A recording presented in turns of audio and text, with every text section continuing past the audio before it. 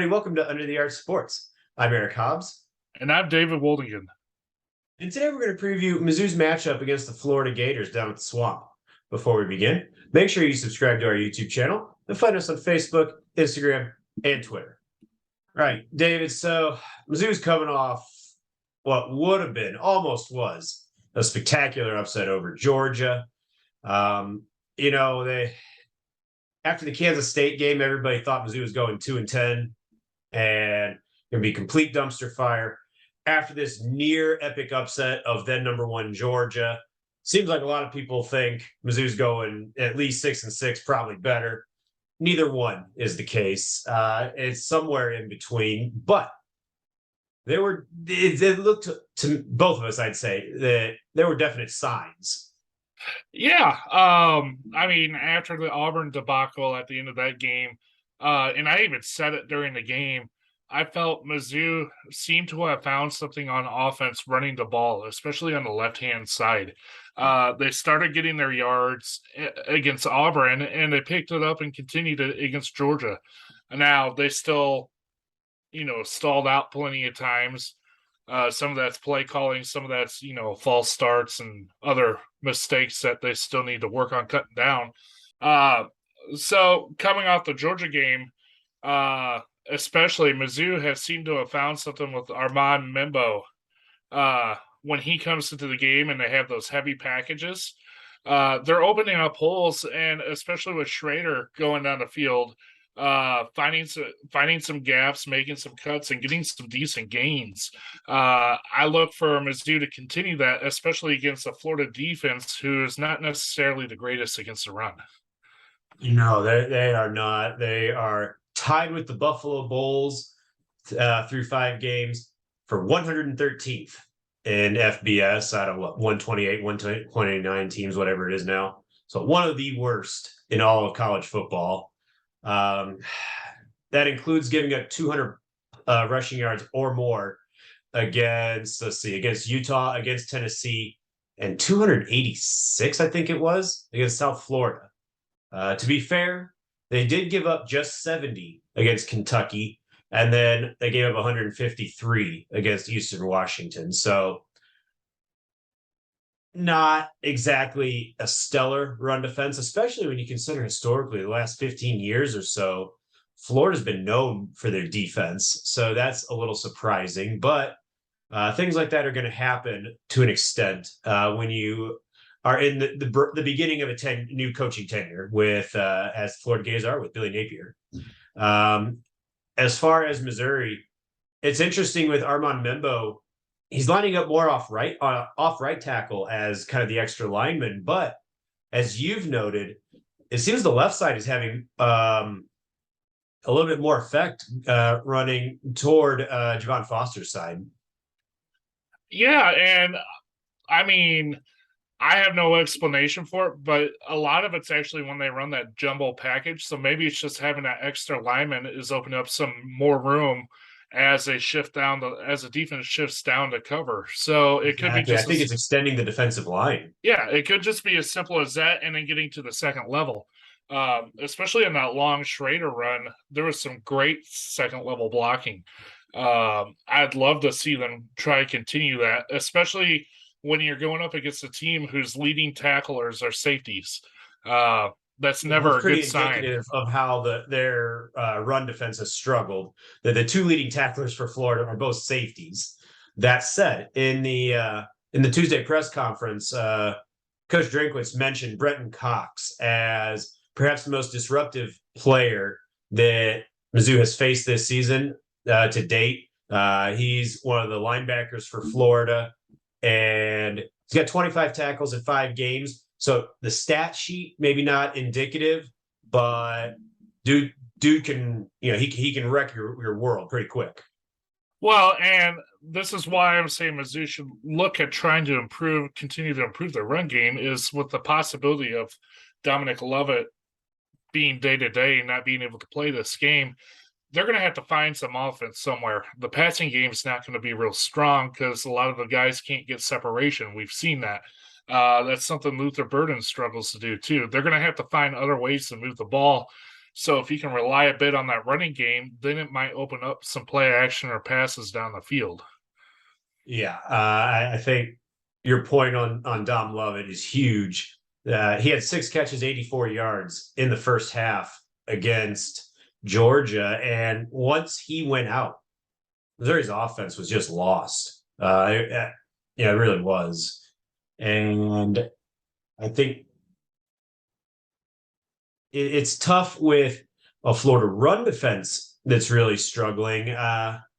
It's weakness on weakness in a sense in this matchup for Missouri. Yeah, Missouri's receivers just have to get open somehow, some way.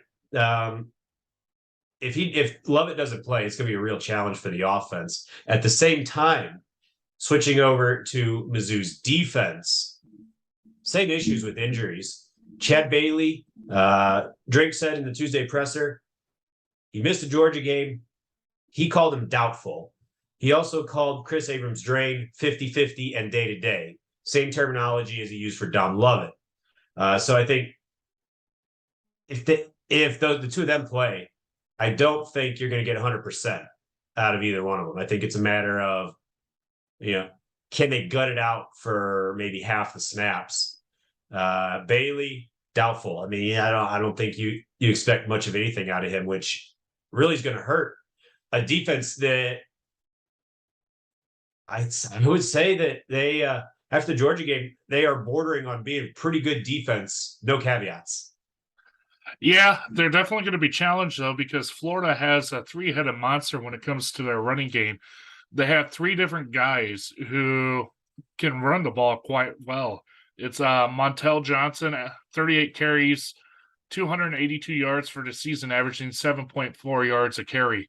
Then you have Trevor Etienne, 35 carries, 223 yards, averaging 6.4 yards a carry. And then you have Naquan Wright with 39 carries and 153 yards with 3.9 yards a gain. And that's on top of Anthony Richardson, their quarterback, who can run the ball. He's actually carried the ball more than any of the other running backs and has 240 yards rushing as well with 5.7 a carry. So I would expect to see a lot of just RPOs, quite honestly, and possibly even some option plays just because of how athletic their running backs and quarterback is. Yeah, it's all about run defense, which you feel pretty good about with this Missouri defense, but it's not just all right. Let's just load the box and just stuff them with an athlete like Anthony Richardson who can escape the pocket. It's going to be huge for the defensive ends to really kind of seal the edge, not let Richardson escape the pocket and let him scramble because he has the athletic ability to outrun the defensive end and just get the edge and get 15, 20 yards, but also the ability to escape the pocket and extend a play to let a receiver get open and throw him the football. And that is going to be huge because if you turn Anthony Richardson into a pocket passer, your chances go way up. Even with his athletic ability and his ability to create on the fly, he's still completing 55% of his passes. That's not good enough. Yeah, and on top of that, passing wise, he does have 1,116 yards. Total offense for Florida is pretty well evenly matched. They average 210 rushing yards, and then passing wise, they have 253. So it's a pretty even balanced offense. So you really can't load the box because they do like to do both.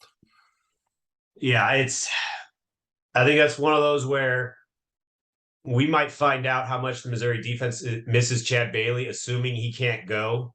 Even if he can, and I don't see him being 100%. I think we're going to find out about that. Big opportunity for former Florida Gator Tyron Hopper to step up even more than he has so far this season. He's been a monster out there. If that's possible. Playing his former team, who knows? He could go for 15 tackles. Guys do crazy things playing their former teams, right? So it's an opportunity for him, a bit of a homecoming. If Chad Bailey can't go, they may need him to be even more of a monster than he's been. Yeah, and I think it's going to be very important in this game for Mizzou to work on the clock and get some first downs to keep the defense off the field. In the Georgia game, especially in the fourth quarter, because the offense was really stalling in the second half, you could tell the defense kind of ran out of gas, and that's when Georgia was finally able to push the ball across the end zone. So I would love to see Mizzou be able to run the ball a little bit, eat some time off the clock, and give the defense a rest. Especially because that's probably the exact type of philosophy that the Florida offense is going to take, is try and just grind this out.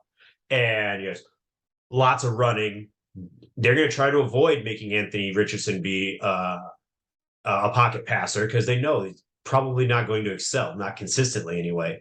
So they're going to try and run an offense that would grind the Missouri defense down. So, yeah, best defense can be a good offense, right? So the Missouri offense needs to kind of do the same thing. Looking at predictions, David, man, uh, it's a weird one. If Lovett, Bailey, and Abrams Drain were all healthy, 100%, I would probably be picking Missouri to cover, if not win outright. Honestly, um, that might just be me being influenced by the Georgia game, but I'm not. I'm not sold that Florida is fully on the way back. That said, those three guys all key, none of them 100%. With that, I can't pick Missouri to win this game. I think Mizzou as an 11-point underdog, that's a pretty good number. I'm going to pick Florida to win and barely cover. I'm going to pick the Gators 29-16. And that's more about injuries than anything else. Yeah, and for me, it's hard to judge. Mizzou started really slow against Auburn. They've done it on the road against Kansas State too. I look to see them try bring the same energy they did against Georgia. I don't know if that's going to be possible or not. Again, they're on the road. If their defense starts strong and holds Florida and gives themselves a shot, they might have a shot at this game. But it's all about their attitude and how they can bounce back after the loss against Georgia. Because I mean, let's face it, they were this close. So how are they going to take that going into Florida is what I'm looking to see. So based off that, it's hard for me to predict this game. However, I do think at this point in time, our defense is up for the challenge. However, I don't think they're going to win. Drink has struggled on the road. The teams have struggled on the road. They still make way too many mistakes on offense, just with stupid penalties. A lot of it's just mental error. I have Mizzou losing to Florida 17-13 in this one, and it's going to be another nail biter in my opinion. One of these days, I'm gonna get myself a win against the spread. Yeah, I mean, I've been pretty good on my predictions, so who knows? But anyway, that's all we have for this week's preview. Thank you guys for watching, and stay tuned for homecoming in a couple weeks after this one.